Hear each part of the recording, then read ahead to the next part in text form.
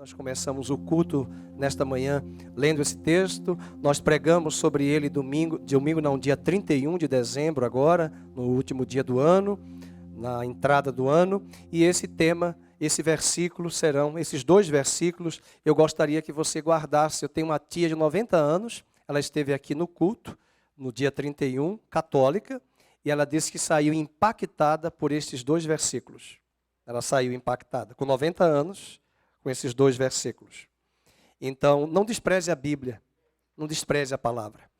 Muitas vezes nós não entendemos a Bíblia porque nós não conhecemos o contexto. E eu quero tentar ajudar você hoje a entender como foi que surgiu esse capítulo. Não adianta falar dos versículos, isso aqui não é caixinha de promessa. São dois versículos que estão dentro de um contexto histórico, político, econômico de caos. E Deus entrou para dar livramento e intervenção. Se você pegar o versículo sozinho, só para decorar, não vai adiantar nada se você não entender o contexto. É por isso que a pregação ela tem que ser expositiva, para você entender o texto no contexto. Alguém já disse que texto fora do contexto é pretexto para você fazer o seu texto. Tá bom? Vamos abrir em Isaías, já está aqui aberto, vamos ler. O Senhor é sublime, pois habita nas alturas, encheu a Sião de direito e de justiça, todos. Haverá, ó Sião, estabilidade nos teus tempos, abundância de salvação, sabedoria e conhecimento, e o temor do Senhor será o teu tesouro. Você pode orar, agora comigo vou orar pelas crianças que já estão subindo ali para a sala, não é isso, André? Elas já foram pela fé imediatamente, né? Senhor, nós oramos pelas nossas crianças, para que elas sejam agora também instruídas na Tua palavra, e que o Senhor fale conosco nesta manhã, porque até aqui o Senhor já tem falado, mas nós queremos nos expor à Tua palavra, no nome de Jesus. Amém. Você pode sentar. Isaías 33, todo o livro de Isaías é um livro que foi escrito há 2.700 anos atrás. Muito tempo, quase 3 milênios. O contexto de Isaías é um contexto semelhante ao nosso. Isaías está falando nesse capítulo 33, se você voltar para o verso 6, o Rogério vai colocar na tela, haverá, Sião, estabilidade nos teus templos, nos teus tempos. Sião é uma palavra sinônima de Jerusalém. Quando você viaja a Israel, você vai encontrar um dos lugares mais antigos de Jerusalém, é o Monte Sião. Tem uma torre e tem um local onde Davi, o grande monarca, construiu ali o seu reinado. Ele tomou Sião, tomou aquela cidade dos Jebuseus. A cidade era governada por um povo chamado Jebuseus. A cidade se chamava Salém. E esse monte Sião é uma palavra até hoje sinônimo de Jerusalém. Quando você fala Sião na Bíblia, é uma palavra equivalente a Jerusalém. Foi Davi quem esteve ali. Mas agora nós estamos numa época pós-Davi. A nação de Israel já estava dividida em dois reinados, dois reinos. O reino do norte, chamado Israel, e o reino do sul, onde Davi havia construído a capital Jerusalém, e era a capital do reino de Israel, mas com a morte de Salomão, a nação foi dividida em duas nações. As duas nações divididas se tornarão agora Israel e Judá. E as duas nações vão ser invadidas, cercadas por um império chamado Assíria. Lá na sétima série, na oitava série, oitavo ano, na minha época era série, hoje é oitavo ano, nono ano, nós estudávamos a Mesopotâmia, a região ali do Oriente Médio. Ali estavam os povos mais antigos. Ali estava o povo da Assíria, o povo da Mesopotâmia, da Babilônia, dos Medo-Persas. Mas nesse momento, o império que está governando, o império global que governava, que tinha sua base naquela região da Mesopotâmia, onde hoje é o Iraque, se chamava Assíria. Não confundam com Síria. Síria com S.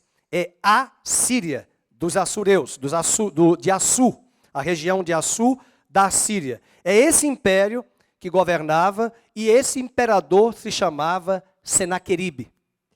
Esse homem Senaqueribe, o rei, vai invadir a cidade de Jerusalém. O desejo dele era invadir Jerusalém, capturar os tesouros do templo de Jerusalém, da época de Salomão, e estabelecer mais uma ampliação do seu reinado e do seu governo. Ele já tinha conquistado vários povos. Ele chegou a mandar uma carta para o rei de Judá, lá em Jerusalém, zombando do povo de Deus. Zombando dos judeus, fazendo zombaria, escárnio do Deus de Israel, e dizendo que o Deus dos judeus era um Deus fraco, impotente, que o Deus deles era muito mais forte e poderoso. A cidade de Jerusalém foi cercada durante meses.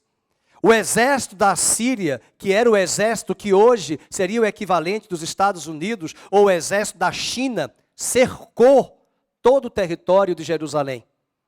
E o lado econômico, político de Jerusalém, durante esse cerco de vários meses, foi um momento difícil, sombrio. Há algumas passagens na Bíblia falando sobre esse período, que ninguém entrava na cidade e ninguém saía da cidade. Lembre-se que as cidades naquela época eram cercadas de muros. Lembra do Senhor dos Anéis? Lembra de Crônicas de Nárnia? Todos esses filmes de povos bárbaros e antigos da Idade Média, ali na Idade Medieval, nós vamos ter as cidades cercadas até então nas suas muralhas, lugar de proteção. As muralhas foram cercadas, ameaças foram feitas, perdas individuais, perdas do povo de ter a liberdade de ir e vir, de se deslocar, também foram tiradas. Tiranos começaram a fazer ameaças, começaram a fechar as cidades, e o povo começou a entrar em desespero. De repente, o profeta Isaías traz esta palavra.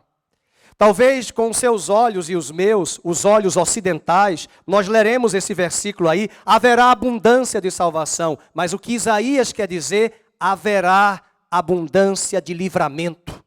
Haverá abundância de libertação dos tiranos, das mentiras, do engano, da opressão que oprime o povo. Haverá abundância.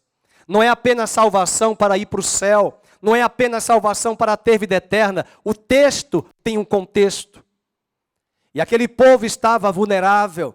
Aquele povo estava sem esperança. Aquele povo estava oprimido. E eu convido você, mesmo que você não trouxe a Bíblia, nós vamos ler no texto, na tela, no livro de 2 Reis, para entender o contexto desse capítulo de Isaías 33. Isaías foi profeta e ele profetiza nesse período. Abra sua Bíblia em 2 Reis, capítulo 18. 2 Reis no Velho Testamento. Quando você lê os livros da Bíblia, você precisa entender que época é esta. Quando você lê os profetas, você precisa entender que época esse profeta está profetizando. Qual é a época? Qual é o contexto? Pois bem, o capítulo 33 de Isaías está dentro do contexto de 2 Reis 18, 19 e 20. E agora, no segundo livro de Reis, vamos ver o que ele vai trazer. A narrativa do texto. Lógico que eu não lerei todo o capítulo, é um capítulo extenso.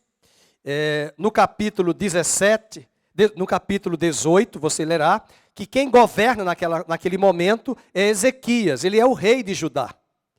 E no versículo 13 do capítulo 18, você tem a menção de que Senaqueribe invade Judá. Na minha Bíblia, que eu tenho aqui em mãos, ela tem um subtítulo. Vocês devem estar observando aí. Senaqueribe invade Judá. Senaqueribe é o rei. Veja o versículo 13. No ano 14º do rei Ezequias, subiu Senaqueribe, rei da Assíria, contra todas as cidades fortificadas de Judá, e ele as tomou. Então Ezequias, rei de Judá, enviou mensageiros ao rei da Assíria, a Laquis, dizendo: rei, retira-te de mim, tudo o que me impuseres suportarei. Então o rei da Assíria impôs a Ezequias, rei de Judá, 300 talentos de prata e 30 talentos de ouro. É impressionante como os tiranos gostam de se aproveitar nos momentos de mais vulnerabilidade do povo. Enquanto nós estamos aqui, e recebendo o novo ano, e até mesmo na virada do ano anterior, 2020 para 2021, nós tivemos governadores que em plena pandemia aumentaram o IPVA, aumentaram os impostos. Em pleno cerco econômico, de crise econômica, tiranos se aproveitaram de situações e de circunstâncias. Mas é bom lembrar que Deus está proclamando que Ele vai intervir e trará abundância de livramento e salvação. É esse contexto que ele está falando. E no capítulo 18, verso 15, Ezequias, o rei, deu toda a prata, deu todo o ouro que se achou na casa do Senhor. E foi quando Ezequias arrancou das portas do templo tudo que era de ouro. E ele entrega para o rei da Assíria, Senaqueribe. Como se não bastasse essa exploração dos recursos naturais, do ouro, da prata e dos recursos materiais, Senaqueribe vai enviar uma carta para amedrontar o povo, para controlar o povo, dizendo que o povo não confiasse no rei Ezequias. Ou seja, ele vai tentar deixar vulnerável o governo soberano e autônomo da casa de Davi, Ezequias, que era um rei que tinha feito várias reformas. Ele não era perfeito, até porque nem você nem eu somos perfeitos. Mas Ezequias era rei, ele era da linhagem de Davi. E Senaqueribe usa um homem Rabsaqué, chamado Rabsaqué, que vai fazer a carta e vai entregar a carta em nome do rei para ser lida para o povo. E o povo ficou amedrontado com o conteúdo da carta. Como este ano de 2021 que passou, 2020 e esses últimos anos têm sido difíceis. Direitos individuais que estão sendo perdidos. Como nós estamos vivendo, não somente no Brasil, no mundo inteiro, um momento tão diferente na história, que em outros momentos históricos, como antes da Segunda Guerra Mundial, na Europa, eles também vivenciaram. Como nós estamos vivendo uma época difícil, onde o medo tem se instalado, não apenas o medo destas coisas, mas o medo de morrer por causa de uma pandemia chamada Covid. Estas cartas que chegam, essa carta que chega, ela vem para amedrontar, ela vem para afrontar. Veja o capítulo 18, verso 19. Rabsaqué lhes disse: dizei a Ezequias, assim diz o sumo rei. Esse cara se achava o suprassumo, o sumo, o grande, o excelente. E os governantes das nações, em especial do Brasil, de todas as esferas do executivo do Brasil, precisam aprender que quem governa nos céus e na terra é Deus. Que o poder pertence a Deus. E que o sumo dos sumos, do sumo, é o Deus Altíssimo. Que tem visto, que tem anotado, que tem recebido as suas lágrimas, as suas angústias, as suas crises, os seus pontos de interrogações, tal qual Jerusalém, cidade de Deus, cidade eleita, estava naquele cenário, momento de político, econômico e social de caos. A palavra de Deus diz no capítulo 18, verso 20: bem posso dizer-te que eu te conselho, que teu conselho e poder para a guerra não passam de vãs palavras. Em quem, pois, agora confias para que te rebeles contra mim? Confias no Egito, esse bordão de cana esmagada, quer dizer, a Assíria está falando mal do Egito. Falando mal do Egito, dizendo que Judá, Ezequias, não deveria confiar no Egito. E de fato, Ezequias não deveria confiar no Egito. A Bíblia diz que o Egito é uma figura do recurso humano, da ajuda humana. Quantos de nós já estivemos decepcionados porque criamos expectativas em homens?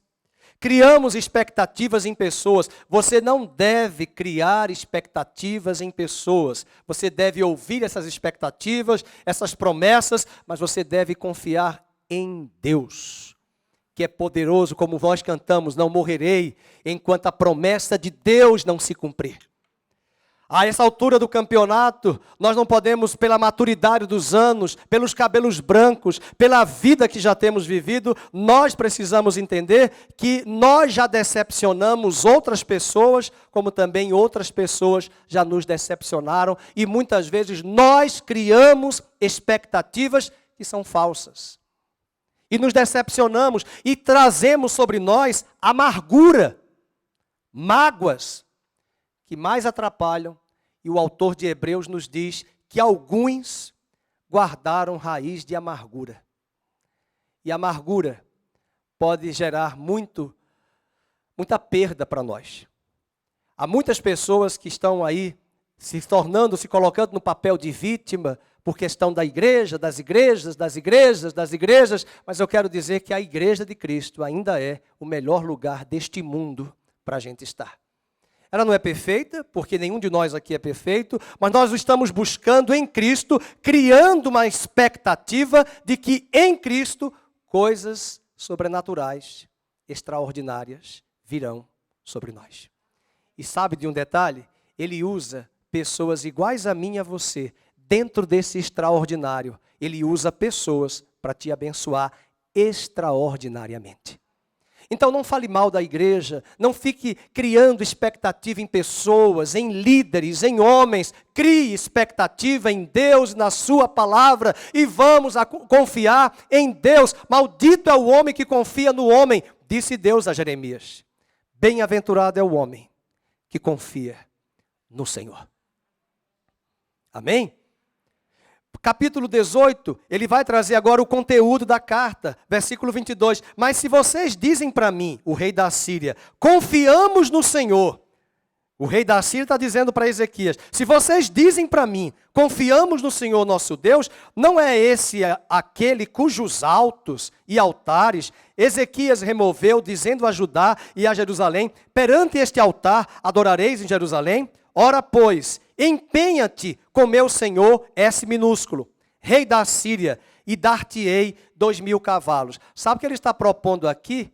Vamos fazer uma aliança, rei Ezequias. Faz uma aliança comigo, o rei da Síria, com o meu senhor, e você vai se dar bem.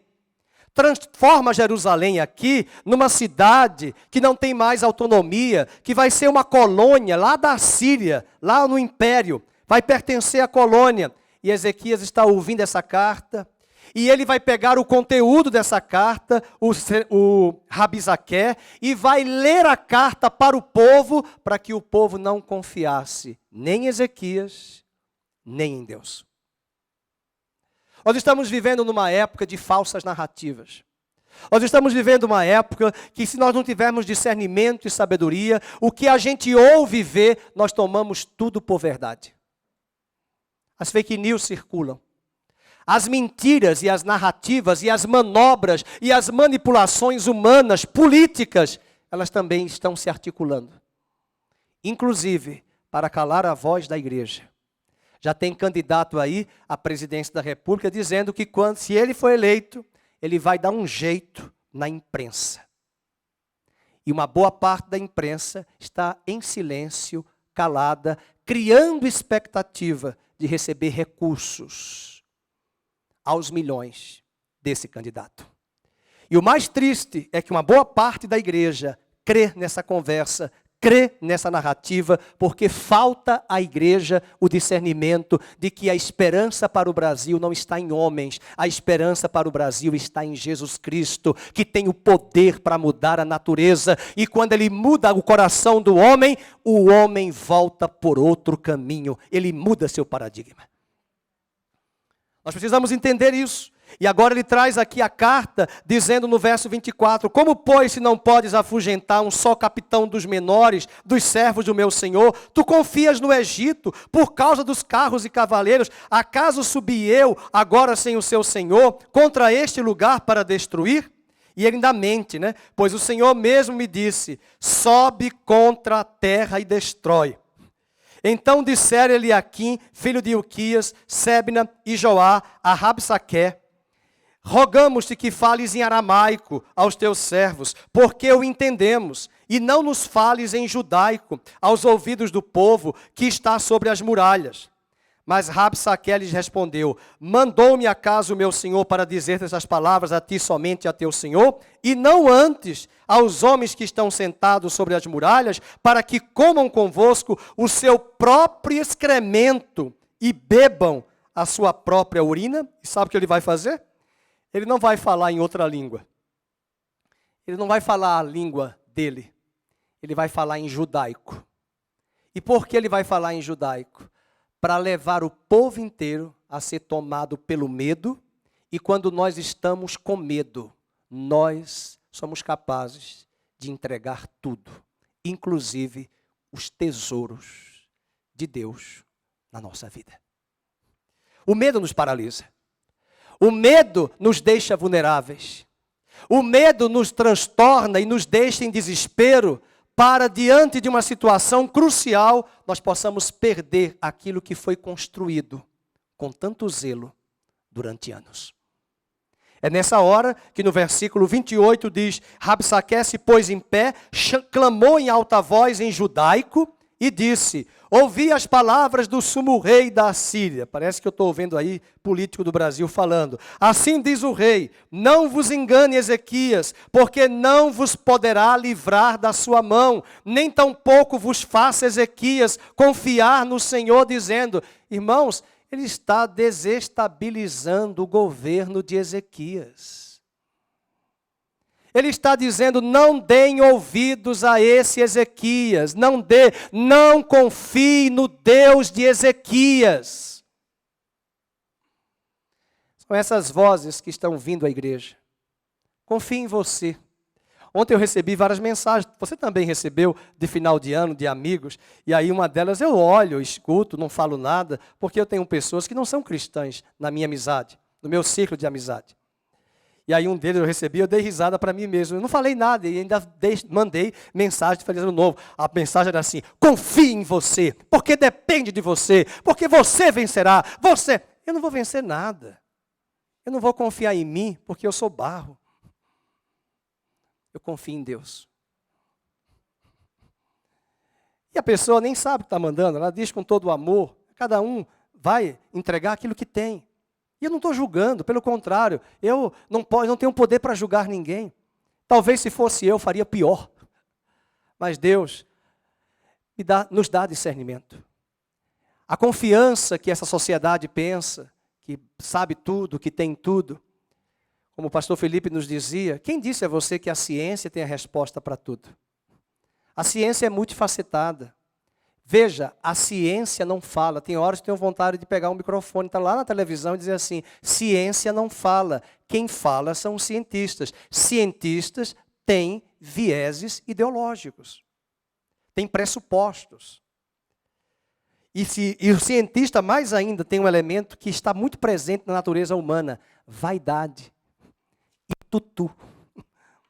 E eu sei o que é pesquisa em universidade pública, porque tem algumas áreas, como por exemplo de humanas, que o tutu não chega. Mas na química e na biologia farmacêutica, o tutu chega. Não dos meus impostos, chega das grandes empresas farmacêuticas do planeta. São elas que patenteiam pesquisas a grandes pesquisadores de universidades de fora e do Brasil, e aqui bem próximo a nós. E quando a pesquisa é feita e o dinheiro grosso chega e a descoberta científica chegou, quem vai dar o dinheiro, o valor do remédio, não é a universidade. Quem vai dar o dinheiro, o valor do remédio, é quem patenteou a pesquisa. O pobre, que ele morra, ou ele trabalhe para pagar o remédio que custa R$1.100.000. Pastor, que remédio é esse? Pergunta ao Datena. O ano passado ele queria que o governo conseguisse o remédio para ontem de R$1.100.000.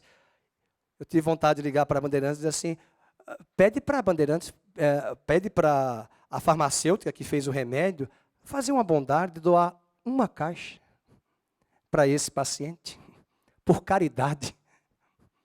Porque há 300 anos atrás, os iluministas disseram que quando o conhecimento chegasse aos homens, todo o conhecimento, todos viveriam bem.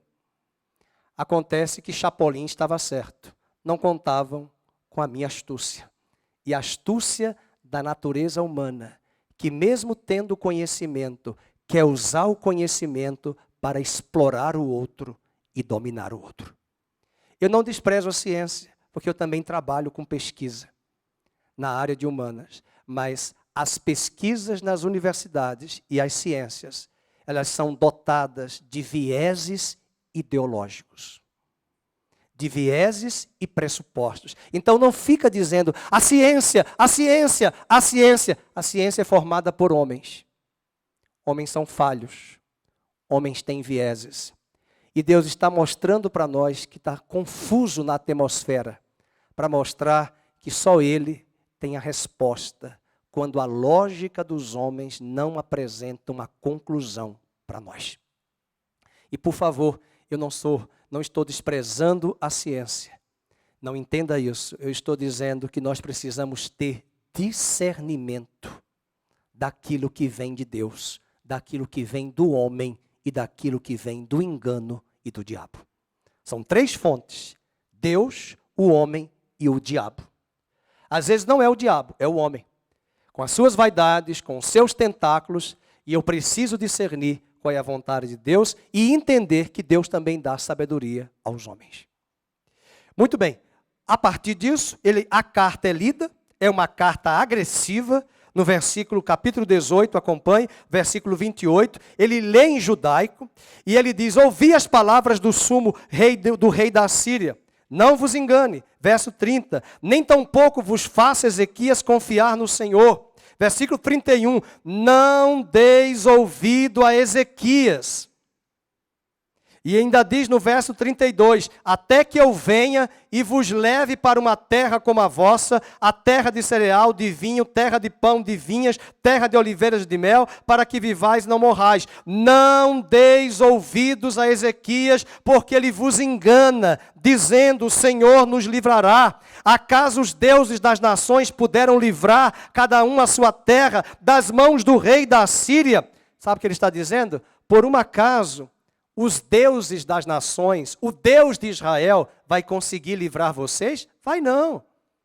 Para de confiar em Ezequias, para de confiar na religião judaica de vocês. Isso é balela, é essa narrativa que eles estão dizendo. E os irmãos vão entender depois no final da mensagem. Versículo 34. Aonde estão os deuses de Ramate e de Arpade? Aonde estão os deuses de Sefarvaim, Ena, Iva? Acaso livraram eles a Samaria das minhas mãos? Porque a Síria tinha conquistado o reino do norte. A Samaria, que é a capital do reino do norte. E agora a Assíria quer conquistar o reino do sul, aonde está Jerusalém e Judá, a cidade que Deus jurou a Davi. E o versículo número 36, calou-se, porém, o povo, e não lhe respondeu palavra, porque assim lhe havia ordenado o rei, não lhe respondereis. Então Eliaquim, filho de Ilquias, o mordomo, Sebna, o escrivão, e Joá, filho de Asaf, o cronista, vieram ter com Ezequias, com suas vestes rasgadas. Sabe o que é vestes rasgadas? Coloque aí, jejum e oração. E lhe referiram as palavras de Rabissaqué. Agora eu pergunto, o que é que tem no capítulo 19 da sua Bíblia? Dá uma olhadinha quem ele vai consultar. Dá uma lida na sua Bíblia. Quem é que ele consulta? Quem é que ele consulta? Ele vai consultar Isaías. Quem é Isaías? Profeta. E Isaías 33, Ezequias vai trazer uma palavra para essa conjuntura, para esse momento histórico. E aí diz o rei Ezequias, capítulo 19, ouvindo isto, rasgou as vestes, e de repente, o versículo 5 diz, foram, pois, os servos do rei Ezequias a ter com Isaías, e Isaías lhes disse, dizei isto a vosso Senhor. Assim diz o Senhor, vamos ler juntos, não temas por causa das palavras que ouviste, com as quais os servos do rei da Assíria blasfemaram de mim. Eis que meterei nele um espírito, e ele, ao ouvir certo rumor, voltará para a sua terra, e nela eu o farei cair, morto à espada. Em outras palavras, Deus está dizendo, deixe comigo, que eu vou pelejar a vosso favor. Bem, o mais importante da história é o livramento que Deus vai dar. O capítulo 19, eu não vou ler mais agora, quero voltar para Isaías daqui a pouco. Capítulo 19, verso 20, o profeta Isaías vai confortar o rei Ezequias. Quantas vezes nós precisamos de uma palavra de conforto de alguém? Quantas vezes você vem à casa do Senhor precisando de uma palavra? Pode ser que você não esteja entendendo tudo que eu estou falando, porque talvez alguém pode dizer, eu não conheço muito a Bíblia, mas eu estou tentando ajudar você. Hoje é o primeiro domingo do ano. Precisamos começar o ano com esta palavra de Isaías 33 e o contexto, entendendo que o medo será vencido pela bendita esperança que temos em Cristo. O medo não vencerá, o medo será vencido. O desespero de empresários, de alunos, de estudantes, de professores, de universidades, de escolas que estão aí em desespero sobre variantes, sobre a Ômicron, sobre tantas coisas que assolam a nossa cabeça, sobre as narrativas, sobre eleição, sobre isso, sobre aquilo. Nós vamos hoje confiar no Senhor em 2022 e deixar Ele trazer abundância de salvação. Queridos, deixa eu abrir mais a mente sua. O rei fez ameaças, o rei disse, faz aliança comigo, o rei instaura medo, o rei inimigo de Senaqueribe. Mas no capítulo de número 21, você vai perceber o juízo que Deus vai trazer no capítulo, eu falei 20, mas é o 19 ainda. Capítulo 19, verso 35. Vejam, o que Deus fez com aquele rei Senaqueribe, com aquele exército?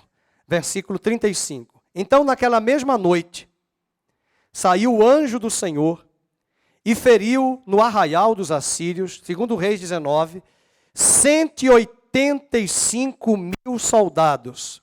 E quando se levantaram os restantes pela manhã, eis que todos estes eram... Eu pergunto, quantos anjos Deus mandou? Um anjo. Quantos morreram? 185 mil. Quando você avistar esse anjo, sai de perto. Tem gente que fica assim na igreja, eu vi um anjo de 10 metros de altura. Meu irmão, voa, vaza. Aqui é um anjo com A maiúsculo. E esse anjo com A maiúsculo, quando os tradutores colocam, é porque os escribas entendem que foi Deus que apareceu e trouxe o livramento em forma humana. O anjo do Senhor. 185 mil do exército da Síria que estavam cercando Jerusalém para destruir a cidade, invadir a cidade, já tinham instalado medo, porque enquanto o cerco está ali, as ameaças vão chegando. O medo vai chegando. E outra coisa, não tem dia, nem Carrefour, nem Extra, já está fechando, e nem outro mercado. Coloca aí os nomes dos mercados. Eles tinham que sair da cidade. Como é que você sai da cidade se os portões estão fechados? Quando você viajar para Israel, sabe o que Ezequias fez? Foi por Deus. Foi Ezequias quem criou, eu chamo de tubos e conexões Tigre.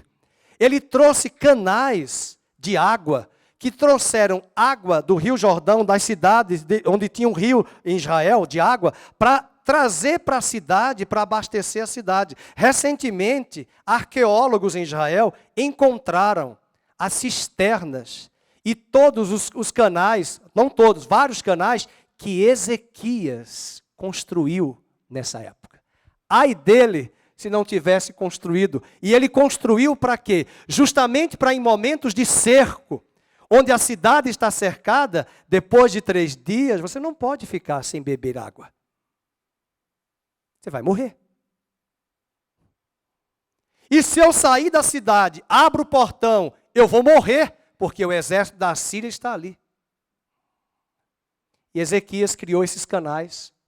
E os arqueólogos hoje, recentemente eu tinha ido a Israel em 95, e agora em 2019 nós levamos uma caravana a Israel, e nós descobrimos ali, nós não tivemos a oportunidade de ir, porque isso leva tempo. E além disso, não é todo mundo que vai gostar de entrar, porque você tem que se abaixar e andar por canais onde é muito apertado. Eu não gosto de ficar em lugar apertado, escuro. Né? Escuro ainda vai um pouquinho, mas ficar apertado, eu fico em pânico. Não vou gritar, não vou fazer escândalo, mas eu vou passar mal. E esses canais foram encontrados recentemente pelo rei Ezequias. Como Deus é sábio, Ezequias teve a estratégia de fazer esses canais e ele não sabia que o exército depois viria outros exércitos para tentar cercar a cidade. E muitos desses cercos levavam semanas e meses. Como é que abastece a cidade sem água? E aí o capítulo 19, no verso 36, diz: retirou-se, pois, Senaqueribe, rei da Síria, se foi, voltou e ficou em Nínive. Só que a Bíblia diz um detalhe. Você pensa assim, mas olha aí, o povo morreu e o grandão fugiu. Só que quando ele fugiu, chegou em casa, sabe quem os matou? Quem o matou? Seus próprios filhos. Diz a Bíblia no verso 37, sucedeu que estando ele a adorar na casa de Nisroque, que é o Deus dele, seu Deus, Adrameleque e Sarezé, os seus filhos, o feriram a espada e fugiram para a terra de Ararate, e Esaradom, seu filho, reinou em seu lugar. Entendido isso, vamos finalizar com o texto de Isaías 33. Agora sim, você vai ter condições de entender o que Deus vai nos dizer. De Isaías 33. Primeiramente, ele começa com ai. Isaías 33 diz, ai de ti, destruidor, que não foste destruído. Sabe para quem Isaías está falando? Para Senaqueribe. Ai de ti, que procedes perfidamente, não foste tratado com perfídia, acabando tu de destruir, tu serás destruído. Acabando tu de tratar perfidamente, serás tratado com perfídia. E aí o povo que está clamando, diz o versículo 2, Senhor, tem misericórdia de nós, porque, meus irmãos, a corda sempre arrebenta do lado mais fraco. É o povo que está sofrendo. É o povo, muitas vezes, que não tem o esclarecimento, discernimento, e ainda é manipulado por certos xerifes políticos e caciques do nosso país. Que numa eleição se deixam levar por uma nota de R$100 para votar naquele candidato. Que faz estragos não só no executivo, mas faz estragos também no legislativo. E é essa situação que Deus tem visto, que nós temos estado angustiados como Brasil, mas nós vamos dizer o verso 2, Senhor, leiam em voz alta, tem misericórdia de nós, em ti temos esperado, sê tu o nosso braço, manhã após manhã, e a nossa salvação no tempo da angústia. A cidade está cercada. A economia está parada. O povo está em desespero. Versículo 3, ao ruído do tumulto, fogem os povos. E aí, quando tu te ergues, ó Deus, as nações são dispersas. E a nossa esperança está aí. Quando Deus se erguer, as nações reconhecerão e verão que foi o braço de Deus. E é nessa hora que Deus diz no verso 10, vamos ler todos em voz alta o verso 10, é Deus falando para eles, agora me levantarei, diz o Senhor, levantar-me-ei a mim mesmo, agora serei exaltado. Não foi um anjo que foi enviado e matou 185 mil? Olha o que Isaías profetizou para Ezequias. Versículo 12, os povos serão queimados como se queima cal, como espinhos cortados, arderão no fogo. Ouvi vós, os que estáis longe, o que tenho feito. Vós, os que estáis perto, reconhecei o meu poder. Vocês acham que Deus tem prazer de trazer essas palavras de juízo? Não. Mas a impiedade, a maldade e a injustiça estão chegando a níveis em que a paciência de Deus está transbordando o cálice para ele trazer juízo. É nesta hora que nós não temos, de forma alguma, usar essa palavra e pensar em pessoas. Um cristão maduro jamais atribuirá uma palavra sobre pessoas. Paulo diz que a nossa luta não é contra a carne. A nossa luta não é contra o ser humano. A nossa luta é contra as hostes do mal. Ontem mesmo acompanhava no Instagram e quando eu vejo essas coisas eu não respondo, eu não falo nada porque é perigoso as redes sociais. Mas uma pessoa que se diz famosa, né? Para mim não é famoso coisíssima alguma, é uma pessoa que engendra o mal, que tem algumas práticas abomináveis, teve seu casamento cancelado, cortado por ele mesmo. E as pessoas começaram a falar mal. E ele colocou em um dos suas redes sociais, dizendo que ele está vivendo a fase mais difícil dele. E eu vi que alguém colocou lá, está colhendo o que plantou. Eu ficaria calado, eu não diria nada disso.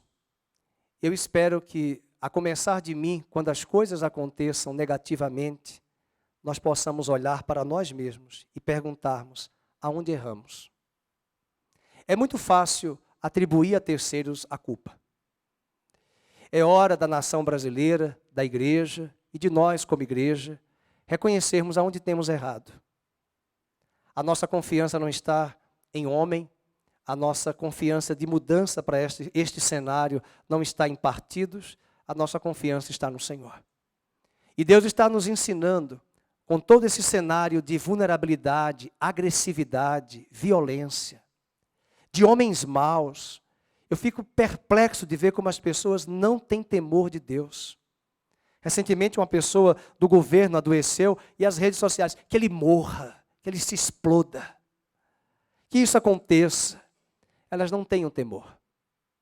E de repente, são estas pessoas que se assustam quando um pregador como eu lê o texto que diz que um anjo matou 185 mil. Mas por que esses 185 mil morreram?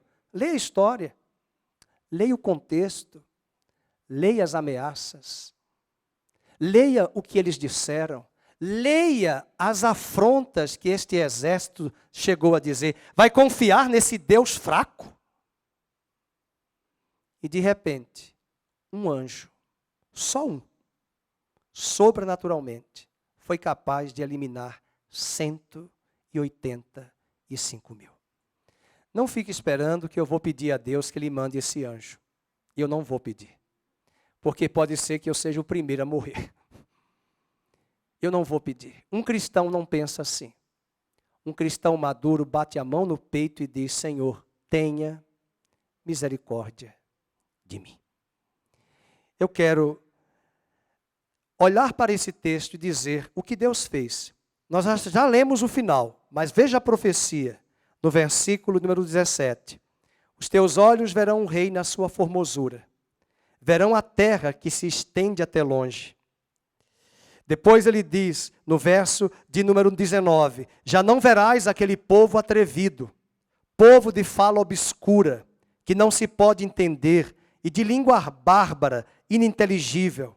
Olha para Sião, a cidade das nossas solenidades. Os teus olhos verão a Jerusalém. Então vamos olhar e pensar em um Brasil redimido, em um Brasil salvo, em famílias alcançadas pelo Evangelho. Será uma habitação tranquila, tenda que não será removida, cujas estacas nunca serão arrancadas, nem arrebentadas, nenhuma de suas cordas. Mas o Senhor ali nos será grandioso. Fará as vezes de rios e correntes largas. Versículo 22, leiamos. Porque o Senhor é o nosso juiz, o Senhor é o nosso legislador, o Senhor é o nosso rei e Ele nos salvará. Isso foi profecia, isso aconteceu. Isso aconteceu com o povo de Judá. Eles viram a majestade de Deus dando livramento a Jerusalém. E é nesta hora que nós podemos concluir com o verso de número 6. Lembram do cenário das ameaças? Lembram do cenário da carta? Os irmãos estão pensando no almoço? Ah, tá. Então, lembram? Lembram das ameaças? Lembram do cerco? Lembram da opressão? Lembram do conteúdo da carta? Lembra que o nome de Deus foi zombado e blasfemado? De repente o profeta chega e diz, naquela época, há 2.700 anos atrás, e chega no século 21, no dia 2 de janeiro de 2022, aos 5 para meio-dia, antes de você almoçar, no segundo dia do ano, para te encorajar, para te fortalecer, para dizer a você, nesta manhã do dia 2 de janeiro, haverá, e aí você pode colocar o seu nome, haverá Brasil, haverá Campinas, haverá, Fernando, em tua casa, leiam, estabilidade nos teus tempos. Abundância de salvação. O que é isso? Abundância de livramento. Deus está dizendo a Ezequias: deixa comigo que eu vou trazer livramento. Será livramento abundante. Será uma intervenção sobrenatural diante dos medos, das falácias, das crises, das cartas, dos decretos, dos lockdowns, dos cercos, da pobreza, da miséria, da estagnação. Haverá estabilidade nos teus tempos. Haverá abundância de salvação, igreja. Haverá sabedoria. Sabedoria não é a ciência. Ciência trabalha com conhecimento. Tem muita gente que tem diploma, é PhD, é doutor, mas não é sábio. Tem muita gente analfabeta, indouta, que sabe usar de sabedoria nas circunstâncias adversas. E Deus está dando a você, dará a você, e deu a Ezequias sabedoria. Veja como ele foi sábio. Deus mandou Ezequias, ele decidiu criar canais para trazer água para a cidade. E de repente um exército chega. Os canais já foram feitos. Sabedoria chegou. A engenharia de Deus chegou e deu estratégia. E já tinha vindo os tubos e conexões Tigre. E o capítulo 33, versículo 6 diz: sabedoria, conhecimento e o mais importante, o temor do Senhor que faltava em Assíria. O temor do Senhor que não estava em Senaqueribe. O temor do Senhor que não estava em Rabsaqué. O temor do Senhor será o tesouro de Jerusalém e do povo que confia em Deus. É o temor do Senhor que nos guarda. É o temor do Senhor que nos impede de fazermos coisas erradas, de alianças espúrias, de alianças sujas, contrárias aos parâmetros e às balizas de Deus. O temor, disse Salomão, nos desvia do mal. E que neste ano 2022, Deus promova você, sua casa, sua vida, a nossa cidade de Campinas, Valinhos, Vinhedo, Hortolândia, Montemor, Sumaré. Estou falando dos membros que moram nas cidades, Jaguariúna e de tantas outras. Haja estabilidade nos teus tempos. Haja abundância da salvação. Haja sabedoria, haja conhecimento. O temor do Senhor será o teu tesouro. E pare de ficar dando crédito a esses heróis de Instagrams, de redes sociais, esses grandes heróis, esses que se acham, esse suprassumo. O versículo 7 é uma bomba para esta situação. Veja o verso 7. Os heróis vão prantear de fora. Aqueles que se acham suprassumo, aqueles que se acham, como se diz lá no Nordeste da minha terra, a cocada preta de doce, de creme de leite, leite condensado, torradinha, com coco, lá no Nordeste. Aqueles que se acham a cocada e não são, prantearão. Mas o remanescente fiel se regozijará, se alegrará no Senhor. Vamos parar de dar ibope a quem não merece ibope. Vamos parar de bajular e dar crédito a pessoas, a homens, que são vasos de barro. E quando eu ouvi aquele homem desabafando no Twitter e na rede social ontem, eu não vou citar nome, não precisa, e desde quando eu conheço ele nas redes sociais, eu digo: Senhor, salve este homem, tenha misericórdia deste homem. E quando ele disse que está vivendo a pior fase da vida dele, é para lembrar ao Fernando que esse cenário é semelhante a esse. Os que eram heróis, os que se achavam, podem amanhã estar pranteando. Mas o contrário também é verdadeiro. Os que estão cercados pelo medo, pelo desespero, pelo caos, podem sair daqui hoje revigorados, fortalecidos e cientes de que o Senhor é sublime.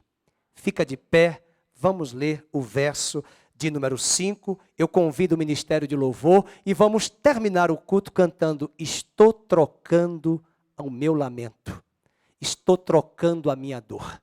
Você vai trocar as suas vestes hoje. Para de murmurar, para de ir na narrativa do medo, do caos. Está tudo ruim, está tudo em pânico, está tudo desespero, não vai dar certo, não vai dar isso. Sepulta tudo isso, tranca tudo isso e vem celebrar o Senhor hoje de manhã e início de tarde. Vamos ler o verso 5 em voz alta. Olha aí o que Isaías falou para Ezequias. O Senhor é sublime, pois habita nas alturas e encheu a Sião de direito e de justiça. É o que o Brasil precisa.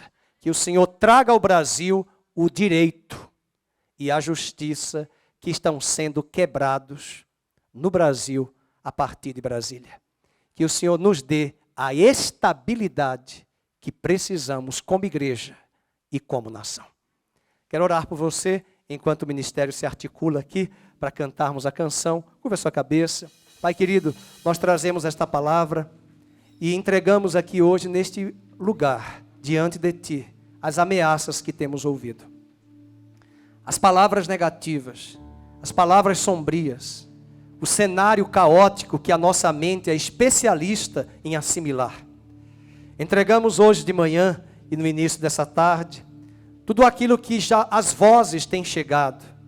As vozes afirmando que não vai dar certo, que isso e aquilo não vai ser favorável. E nós estamos aqui hoje de manhã dizendo, Senhor, nós precisamos de Ti.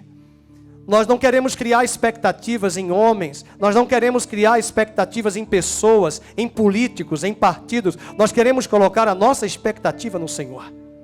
Nós queremos Te pedir perdão quando nós damos esse bope para esses homens que se acham maiorais, heróis, quando aplaudimos e deixamos de aplaudir o verdadeiro Deus Todo-Poderoso.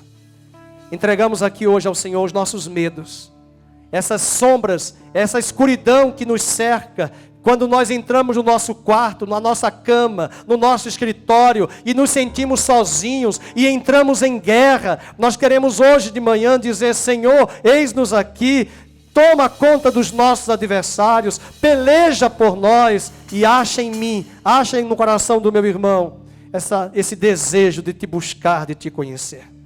Venha trocar as nossas vestes, venha trocar o nosso lamento, o nosso pranto em gozo, em alegria.